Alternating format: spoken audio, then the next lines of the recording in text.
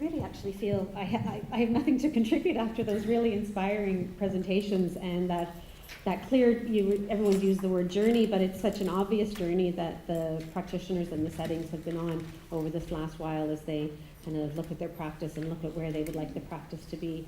And you know, I am always inspired by that commitment from early years practitioners to really go above and beyond, despite all the other structures that are there that aren't encouraging that or making that easy for them. But even to see a hall filled today on a Saturday with people who are just really passionate about their practice is inspiring. So what I'll be doing with you today, and as I said, we've really, I don't know if I'm probably going to, a lot of it's going to be repetitive from what you've heard, and I see a lot of familiar faces here from our program of study in the Early Childhood Studies program. So a little bit of this might be repetitive because I do lecture on reflective practice. But sometimes in that repetition, you just reinforce what you feel is right, and you might take away some new messages. So what I hope to do with you for the next little while, just check my time starting with, okay, is so just talk about this whole notion of reflection, just share some of the people who are writing about reflection and some of the ideas that they're proposing. You know, what's that connection between reflection and early years? Why do we talk about it so much in this sector? And is it reflection or is it critical reflection, and what's the difference there? And then I'm going to propose some strategies for you that might help you to develop your reflective skills, and they're just suggestions, and certainly reflection should be a very personal activity, and you'll find the way that works best for you that helps you really effectively reflect on your practice. And then considering the group that we're speaking to and the initiatives that we're involved, talk a little bit about the idea of communities of reflection and how those might work and what's kind of key to those, and then trying to link to these projects a little bit. So reflection is a term we use quite casually. You know, we use it in everyday conversation. We talk about it in our practice. You know, it's kind of a common term, but how do you go from reflection to reflection practice? How do you make that meaningful? So what do we do with those reflections and those thoughts that we might have every day? They're typically fleeting. You know, we don't dwell on them necessarily, but if we want to use reflection as a professional tool, we actually need to actively engage with them. We need to think about what we're thinking about. We need to think about how we're thinking. And so that's what I hope to focus a little bit with you today. So let's begin with this notion of reflective thinking. And to do that, we really need to start with Dewey. So Dewey encourages us to differentiate between just thinking and reflective thinking. So he says that these are quite different beasts. And when we're faced with a challenge or a problem, we typically respond with the first, or react with the first solution that we come up with. So, you know, we're busy, early years practitioners are busy people. We don't often have time to kind of dwell in the moment and come up with creative solutions. We often have to react. And that's reasonable considering the settings in which we work. But Dewey says that with that reactive thinking is not really reflection. And what we do is we take that first response and we don't take the time to consider the options, to consider the alternatives, and to think of new ways of doing things. So in contrast to the reflective thinker who's willing to suspend and undergo the trouble of searching, some of our actions need to be immediate. You know, the paint pot is spilled, we need to clean it up. The child's fallen off the climber, we need to respond to that. But other times there's space there that allows us to let that state of doubt, that idea of sustaining and protracting the doubt, as Dewey talks about, to undergo the trouble of searching. And not only that, but once a decision has been reached and a solution applied, the reflective thinker will come back to that. So we tried that today, and how did that work? We considered that solution, and what might that mean? That whole idea of retesting, evaluating, analyzing, hypothesizing. You know, we do that with the children. We set out those provocations. What might happen if? You know, what do you think could happen? And so what we need to do is turn those questions into ourselves. You know, we always did it this way, but what if? You know, what if we considered a new way of doing things? So reflective thinking is useful when we're faced with those complicated situations, the uncomplicated situations where we naturally have, where we just respond and react. But it's also really useful when we're also faced with complicated, challenging situations, new situations, something we didn't expect. And Moon talks about reflective thinking being a form of mental processing that's useful in these complex, challenging situations, where we're not able to react, where solutions aren't that obvious. where we're required to sustain that doubt, to protract that, that period of doubt. And so for Dewey, that's that reflective thinking originating in that state of doubt, that perplexity. He also encourages us not to rush to the solution, but to wallow in that searching, that hunting, that inquiring. And in that wallowing, in that, that active searching, new solutions, new ways of doing, new ideas might present themselves. So reflective thinking is useful in challenging situations where we need to stop and think and try to find a solution. And Schoen writes about it being, oh, sorry, I need to change the slide. Yeah. And Schoen writes about it being particularly useful in situations exist, but they seem unsatisfactory. They seem uninspiring. They're the solutions we always go to. And he talks about being drawn into patterns of error, which I think is a useful way of thinking about that. And we see this in early years practice, unfortunately, where we kind of get into those routines and we get into those ruts, and we're not really inspired. We're giving little thought to our actions. And Schoen says when we're in those patterns of error, we lose opportunities. We lose opportunities to think about what we're doing, to truly reflect, to look for new ways of doing. So building on that notion of lost opportunities, we come to this concept of experiential learning. So, and that takes us back to Moon, who says that experience is not the same as learning from experience. So just as we're distinguishing from reflective thinking and everyday thinking, you know, acknowledging that we reflect and think all the time, but it's engaging that takes us that step further. Equally, we have experiences all the time, but it's using those experiences and recognizing them as learning opportunities that will take us that step beyond. So Kolb talks about learning as the process where knowledge is created through the transformation of experience. And many of the practitioners here today talked about that transformation and that journey they were on. So when we're really engaging with experiences as learning opportunities, when we're thinking in a reflective way, that's that space where the transformation can occur. So, okay, so we want to be reflective. We want to use those experiences to be learning moments. How do we engage with the experiences to create those opportunities to bring about that transformation? Well, Kolb suggests a couple of aspects to using experiences as learning opportunities as reflective moment. And he talks about involving the whole person. So we'd say we need to use our intellect, you know, what we know, what we think, how we think. Are we rational? Are we creative? We need to also acknowledge our feelings. So feelings are, you know, they were really prominent in the stories here, the challenges, the anxiety, the passions, the fears. The senses are more about, you know, intuition and those gut feelings that you might have, that sense of right or wrong, the sense of I'm willing to take the chance. Kolb also says we need to consider all our life and learning experiences. So early years practitioners bring so much knowledge that's been built up over years in practice, and also all the workshops and training that people are continually going to. So you have all these resources to bring with you to the moment that you're experiencing that you want to reflect on. And the idea then that Kolb proposes is that we continue to reflect on the experience. So we've had the moment, we've reflected, we've come up with an idea or an approach, and we engage with that, but that's not the end of the learning. It's coming back to that and considering how did that work out? How did we feel about that? How might we do that differently? And that's where the transformation is happening when we're bringing all these ideas and thoughts and resources to bear.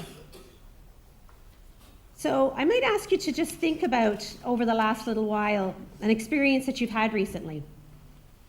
Maybe an interaction you had in your work setting over the last few days with a parent, with a child, maybe with a coworker. Maybe something you thought of this morning when you were looking at the presentations. So find something that you can kind of think about and reflect on. You know, use this as your reflective moment. Bring your whole person to that idea, that moment, that experience that you had. You know, how did you feel watching those presentations? What emotions did it rise in you? What were you thinking about? You know, what experiences have you had that were similar to that you can bring to that and reflect on? What training have you engaged in that talks about outdoor play or risky play or superhero play? And bring all those to bear. And so we work these together in a kind of a cycle or a process of back and forth, of tacking around these ideas and really dwelling on those ideas, those moments, those experiences to bring about that transformation. So both the concepts of experiential learning and reflective practice have some similar ideas going on. They're both about actively engaging with the moments, with the events and experiences, about drawing on personal resources, drawing on your life and learning experiences, and both encourage us to stay with the situation. You know, that idea of dwelling, of sustaining the doubt, of protracting the uncertainty. Whether it's a routine day-to-day event, whether it's something new and challenging, that idea of retesting and adding to transform those situations. So if we return to Sean then, so he was talking about reflection being useful, that reflection is useful when we're presented with challenges, but also in those kind of routine day-to-day situations where we're caught in that unquestioning kind of rote behavior. And Sean's work goes back to kind of in the 1980s, where he was critiquing the education system and really looking at professional training. And his concerns was, he felt, was that people were overly focused on teaching the what to do and the how to do it, and not really giving space for the why, or for what's underpinning how you act and how you respond. And he felt that this left teachers ill-prepared for challenging situations and unexpected events. So he said that we were overly reliant and we were constrained by the training, and constrained in ways that we couldn't be creative, that we couldn't let that intuitive response or the feelings that we bring to our work, that we feel like that's the right thing to do. We felt we had to do something specific because we were told to do that. And he described that as being too focused on the high, hard ground of technical practice. So when we're faced with a dilemma, with uncertainty, with uniqueness, when our values are in conflict with something that we see happening, if we're relying on those taught responses on what we think is the right thing to do, we're just left ill-prepared for these situations. We don't know how to respond. So he said that, you know, this is based on an assumption that we can predict what's going to happen, that we know all the potentialities within our practice. And if we even think just about how early years has changed in the last few years, in the last 5 or 10 years, how could we possibly be prepared and teach how to respond? So the dilemma is that we seek these learned responses and these acceptable solutions, and we're actually left ill-prepared for how to respond. So when we're too focused on that high, hard ground of technical practice, we expect solutions to be provided to us, we react to the first solution, we're not expecting to have to go searching, we're not expecting to sustain the doubt. We're anxious to actually resolve the problem. And that anxiety then creates a barrier that inhibits our ability to consider other forms of knowledge, other ways of doing, alternative approaches. And Sean talks about this swampy lowland. He encourages us to move from that high, hard ground of technical practice and wallow in this swampy lowland where situations are confusing messes, incapable of technical solutions. And if we think about Kolb and that idea of seeing other ways of doing, alternative approaches, if we draw on our personal skills in these swampy lowlands, our knowledge, our experiences, our practice-based knowledge, and continue reflecting and reevaluating, questioning, and just spend some time wallowing. And I think a swampy lowland, confusing messes, it's a good metaphor for early years settings. It can be nice and swampy, particularly when you have a lovely sand pit to spend time in. So I suppose it's important to acknowledge that there is safety in that high, hard ground, and that there's often fear in that letting go. And we can feel vulnerable when we're trying out these new initiatives, when we're letting go, when we're trying to develop new things in our settings. When you're traveling on that well-known path, that path you've always traveled on, there's a safety there. So when you go off the path, when you get lost on the bus, when the journey takes you somewhere you didn't expect, there's some vulnerability there. And it's important to be honest for that. But in that challenge of letting go, in that delving into the swampy lowland, we're taking that chance of looking for new ways of doing, and that opens us up to being wrong. It opens us up to actually, that didn't really work out today. And, that wasn't the best idea that we've had in a long while. But it's important to know that when you're engaging with reflection, you're taking those chances, there's going to be those mistakes. But it's in those mistakes that there's often great learning. So what was it that didn't work out about that? So in that failure, it opens up that perplexity. It opens up those opportunities to sustain the doubt, to ponder what happens. And Keane says there must be room for failure in the reflective process. Otherwise, how else will we be experimenting? How else will we find those new ways of doing if we don't move off that well-worn path?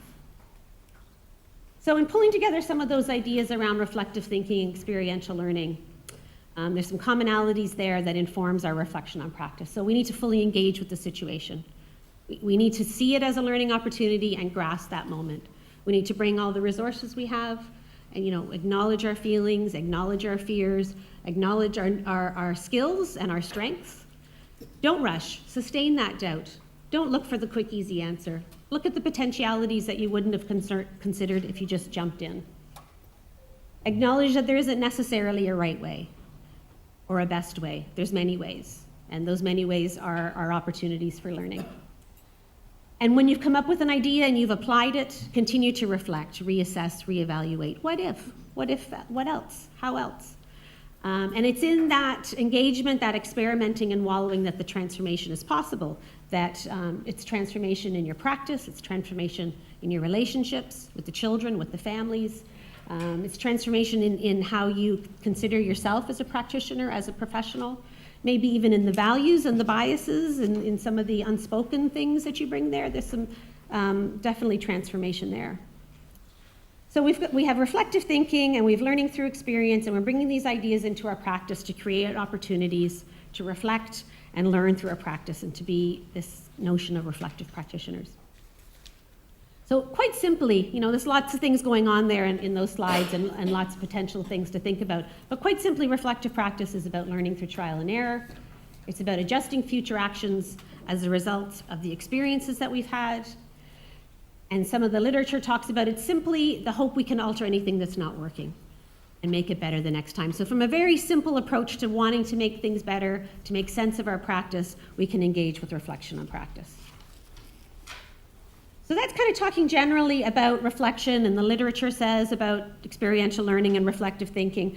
But reflection is quite prominent in anything you read about early years practice, about being a practitioner, about policy. So we just maybe try to make that connection now between reflection and early years and how it's kind of privileged in the policy.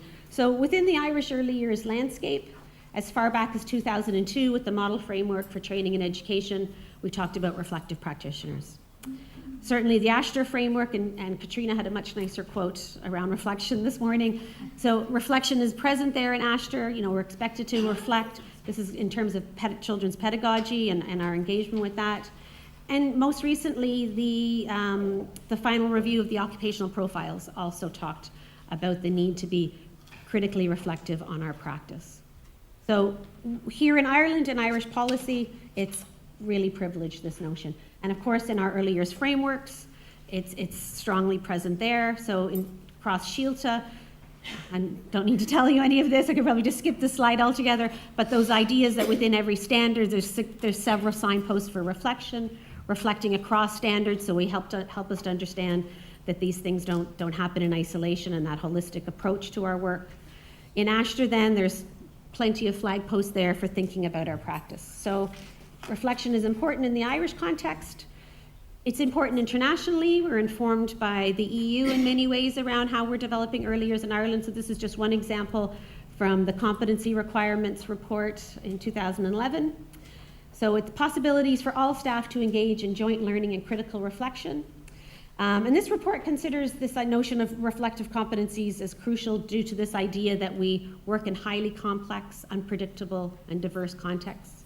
That it's a demanding field of work, professionally, with children, families, and communities. So if you think back to Schoen and those ideas about having the right answer, having the solution for the predictable situations, there's very little that's predictable. We need to be able to think as we go and think in the moment and develop responses for those highly complex and unpredictable situations that come before us. So it's present in the European literature and the European policy. And then just a couple of samples from just the general literature around early years and reflection. And this is from Jenny Linden writing in the UK context. This idea about being reflective is really about being thoughtful. It's being present and considering what's going on. And she talks about the importance of needing confidence to be thoughtful. You're taking a risk in looking for new ways of doing things. It's easy to stay on that high, hard ground. It's easy to stay on that well-worn path, and it takes confidence to step off it. She also says that being engaged in reflection is underpinned by an outlook on lifelong learning.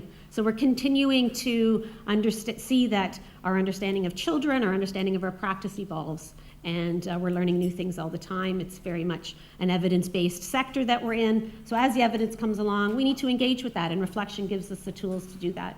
It's important for new practitioners coming into settings to understand and find their way, but really essential for seasoned practitioners, and that idea of, the potentiality to be caught in rote behavior and ruts and routines, and for seasoned practitioners, the engaging with reflection keeps you fresh. And she talks about a couple of aspects that are crucial to consider. So again, that emotional self-awareness is there. Don't hide those emotions. Let them come out, embrace them, and let them take you on that path. Values and principles. So reflection is a really great way of kind of interrogating those values that you hold and making sense of where they come from.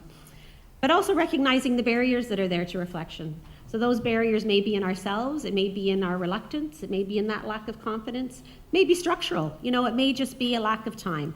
It may be the culture of the setting you're in is not encouraging to reflection. It's a getting on with it type of a culture. So those are important aspects to consider from Jenny Linden's perspective. And then here in the Irish context,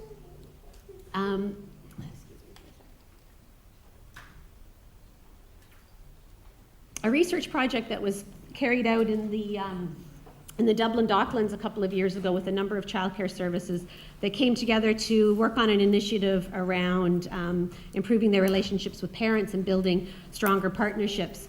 And at that time, of course, in Irish earlier settings, you could have people who had training and people who had none. And so within the group of practitioners in these settings, many of them had come through the settings as parents using the service and volunteers and CE workers and now employed staff with no qualifications or impartial qualifications. Part of their initiative was really engaging with a structured reflection on practice to support them through the process of changing and transforming what they did. And so Josephine Bleach from the National College of Ireland was involved in that project, and she wrote about this particular aspect of the study, the reflective element, that she felt that for the practitioners, that experience alone, not necessarily the whole initiative, but the experience of engaging in self-reflection and self-evaluation opened up new knowledge for themselves as practitioners, but also themselves as persons, as people within the community and their place in the community. It supported them to acquire necessary professional language, which was really interesting. So developing a comfort around using terms like pedagogy. Sometimes people are uncomfortable with pedagogy. So to have that professional language that they can communicate with other practitioners, with researchers, with parents in a comfortable way. And that engagement changed their practices, but it changed their understanding of practices, which is much more crucial. So the understanding is in the why, and it's that really rich area about what's informing and inspiring you to practice the way you do. And so their engagement with self-reflection and self-evaluation reshaped their identities as professionals. And that's really that transformative power of early years, of reflection in the early years. Pages behind myself here.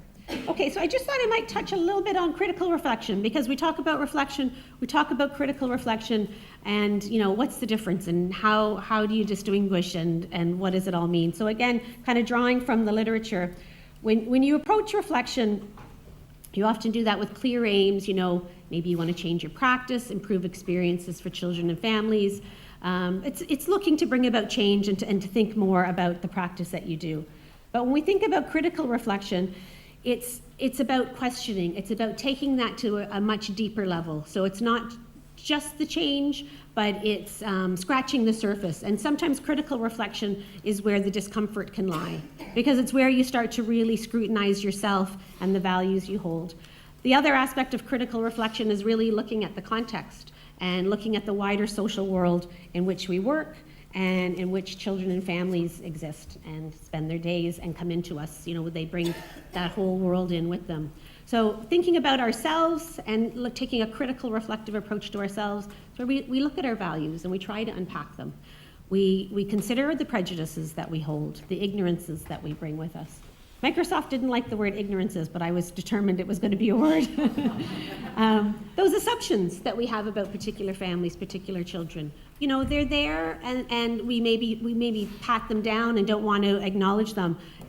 If you're critically reflecting, you're bringing them to the surface, you're acknowledging that they're there, and you're questioning what's the validity to those assumptions that we have, and where did they come from, and are they valid today? So Being critically in your reflection is realizing some things are on the surface, some things are conscious, but there's a lot of unconscious stuff there that needs to be unpacked. It's also looking at the context, as I said, so it's maybe the local setting. Do we say we have an open door policy and that we welcome parents, but what does that really mean? Do we really say come in, or do we kind of, she wants to volunteer tomorrow, so what are we going to do with her? So, be critical in that reflection, is it around the community and the wider society, the structures that are there around funding, around practitioners, the respect and the conditions that we have around our work. That's a space for critical reflection. Also acknowledging the impact on children and families. So families who are maybe in precarious work, who are in rental situations that are uncertain, these are all things that children bring into our settings. It impacts on our practice.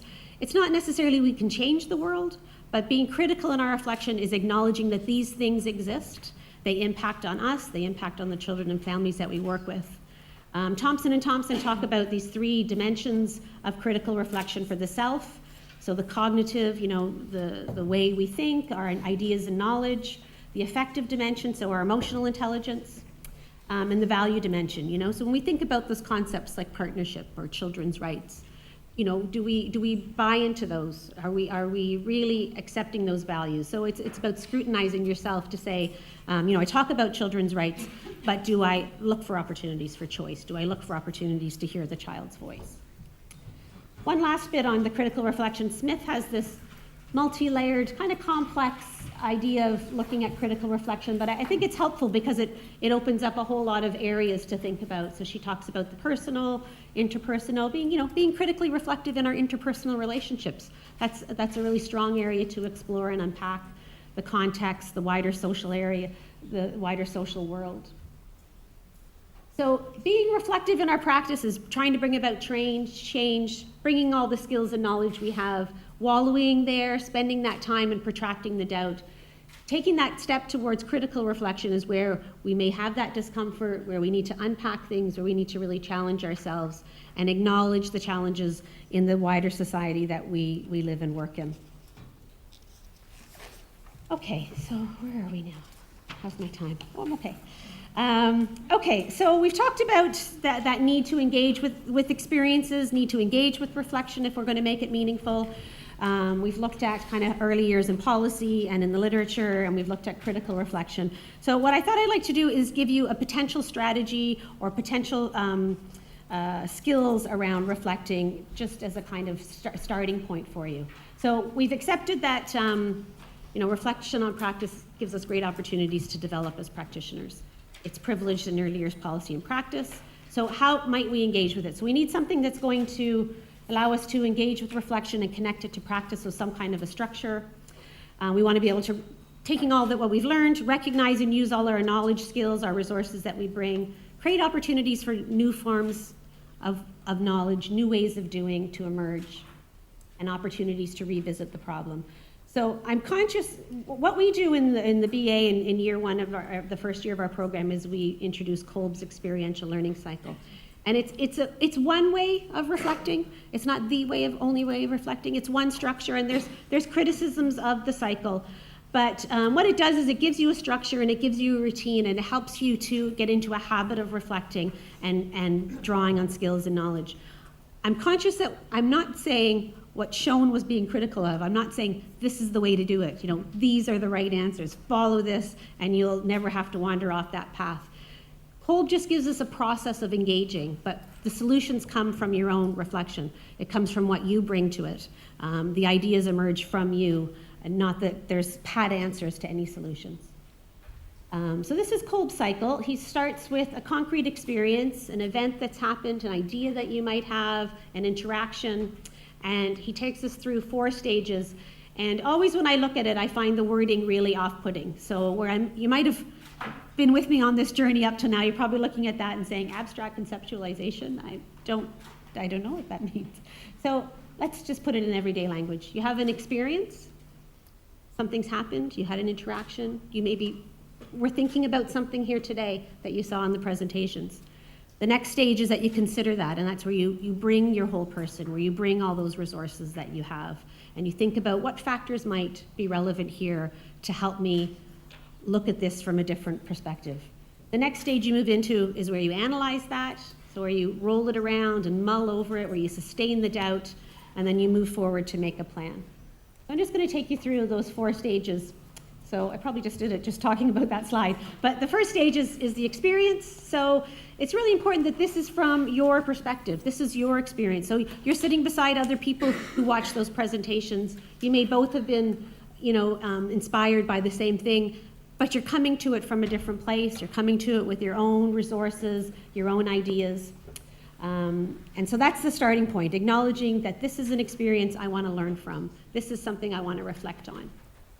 So then in the second stage, the reflective observation, you have that holistic engagement. You draw all those resources.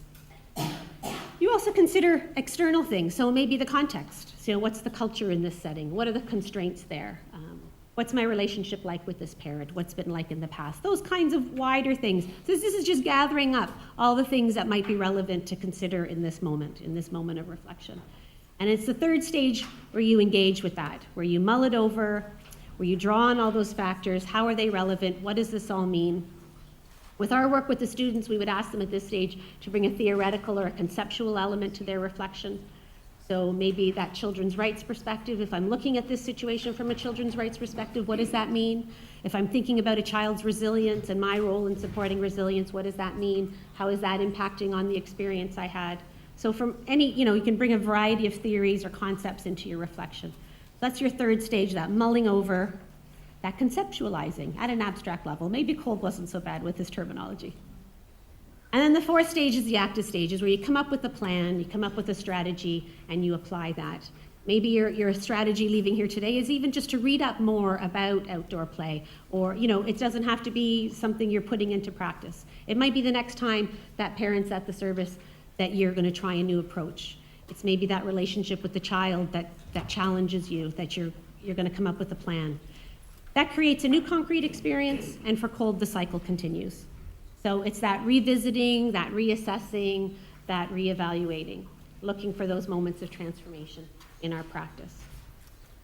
So it's a useful, that cycle idea that we're continuing and it's building and it's growing. And another theorist, Rutsch, talks about it as a spiral because she says, it's continuing to evolve and expand. But in the you can't really see that. That's a table. The lines I couldn't get the lines to go any darker. But you've got one of these in your pack. So with the students in the DA in year 1, we use this as our structured method of reflection. And students are looking for opportunities all through the year to connect their learning to their teaching. So I just thought it'd be useful for you going home today to have a tool, a structure to maybe get you started on reflection if it's something new to you, if you're looking to go down that journey. As I said, it's one way, not the only way. Find a way that works for you. But it's useful to start to journal, to keep a record, and the more we reflect, the more we do it in a kind of structured way, the more it becomes that default position. And you'll find, you start reflecting in all parts of your life. Raising adolescents is so much easier if you're a reflective parent. But it becomes that default. You don't realize that you're thinking about all the things that could be relevant and all the aspects that could come into play. This is on the back of your little Kolb cycle there. And just to, think about all the things you bring to your reflection, the whole person, the feelings, the emotions, the experiences, the context, the questioning the work culture. There's some critical reflection prompts there too, questioning assumptions, questioning our values and beliefs. So I think I've got about 10 minutes left, if I'm right. I forgot to turn my pages, but that's okay. So just a few minutes to talk about this idea of reflecting in communities or peer reflections, and how we can bring that kind of self-reflection into our work with our peers. So reflecting ourselves, engaging in reflective practice is really useful as an individual, but it also can be quite introspective. We're limited. We do bring a lot of resources to it, but we only have the resources we have.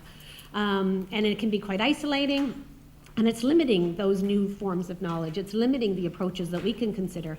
Whereas when we engage with our peers in reflections, we open up a whole lot of opportunities for shared dialogue, so to talk through these situations in a shared way, to inquire in a shared approach, and to share that learning. So we all bring different perspectives to the situation, and we can share from those perspectives with each other. What's really important, and many of the participants this morning touched on this idea of creating a safe space, creating opportunities to be vulnerable, to take risks, and to know that the other people there are there in a supportive way. That it's an open space where you can be honest and you can be genuine, and honesty is so crucial in the reflective process. But it's important that in that space you have a goal that's shared. Where are we going with this? That people are agreeing the aim, the target, the outcome.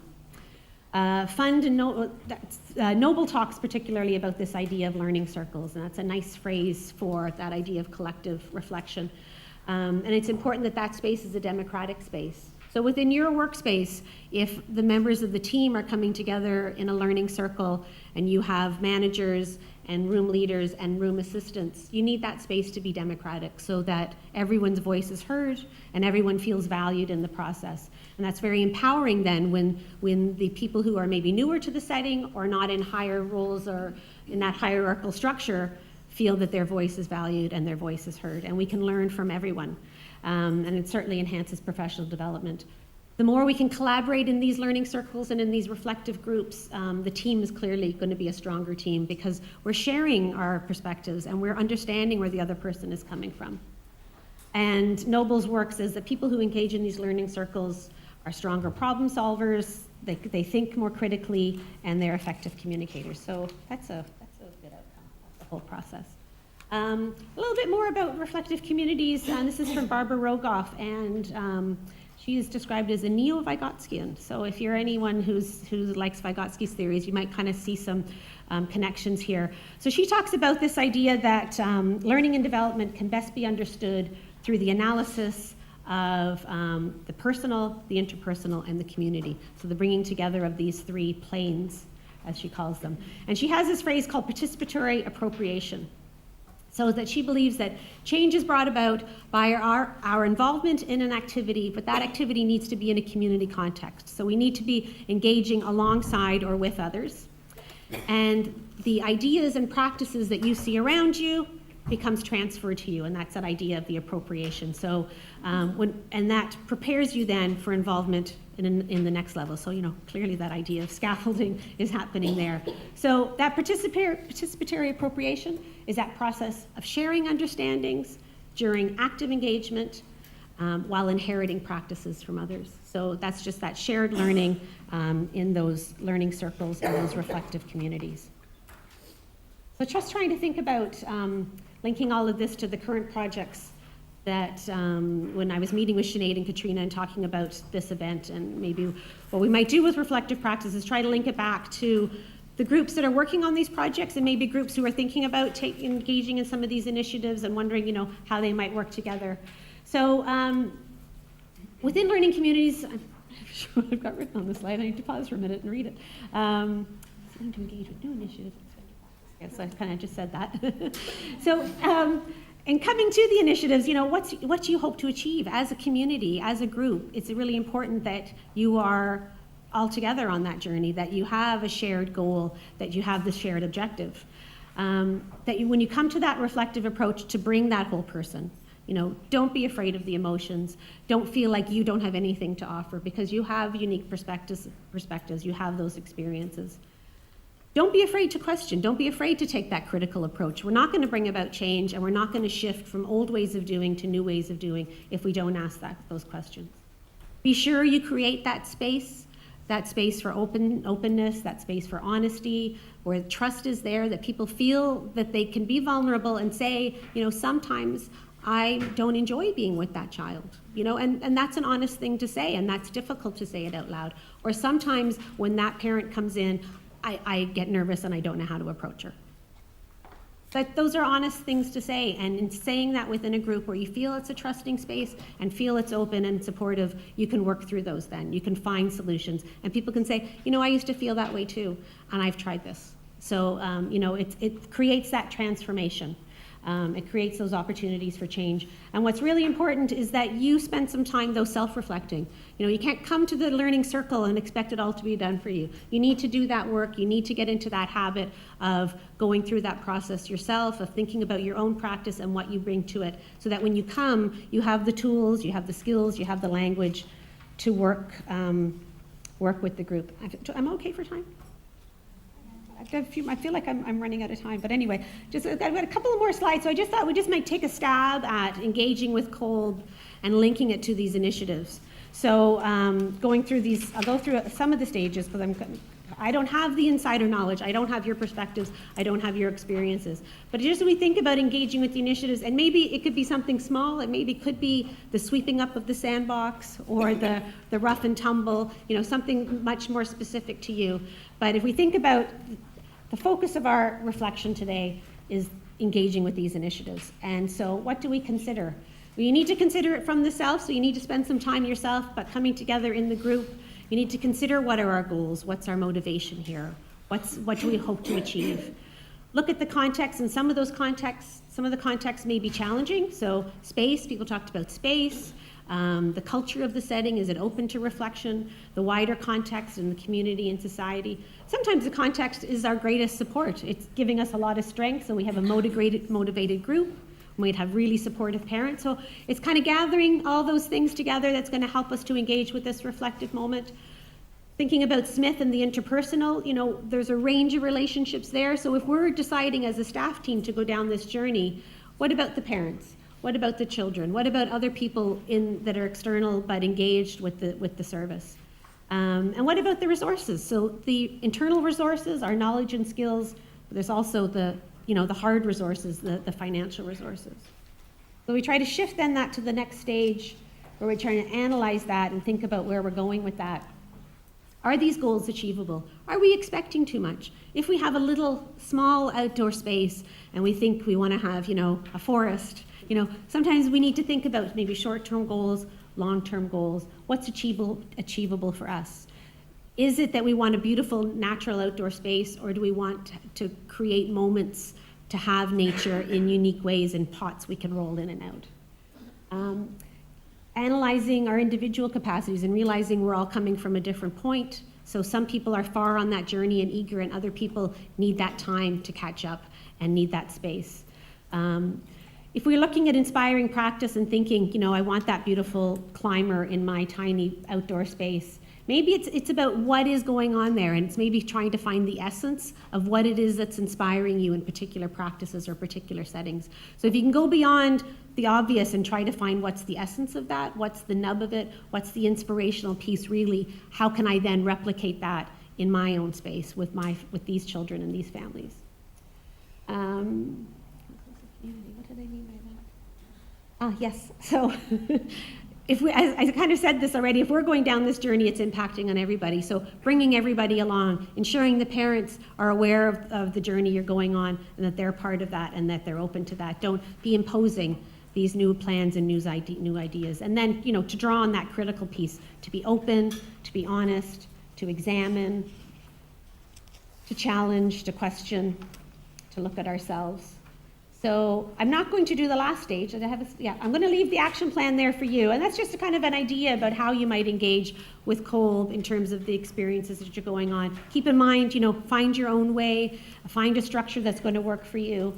But do try to engage with reflection, because as you've seen by the presentations this morning, it was so key, obviously, to making those changes. So just in wrapping up, I just want to share two quotes from a particular educationalist. Bell Hooks is an American educationalist. She's also kind of a critical theorist, and she talks about challenging boundaries and challenging accepted ways of doing. Writing about kind of school, but I think we can transpose this into the earlier setting. So as a classroom community, our capacity to generate excitement is deeply affected by our interest in one another, in hearing one another's voices, and in recognizing one another's presence. And I think if you're engaging in these learning circles and in these reflective communities, it's really, there's great capacity there and great power in that sharing. And the classroom remains the most radical space of possibility in the academy. Those great possibilities shared with us this morning, and I know there's many more possibilities in your own settings. So I encourage you to engage with your peers, to try to create a reflective space for yourselves and your peers to extend your learning opportunities for young children. That's me for today.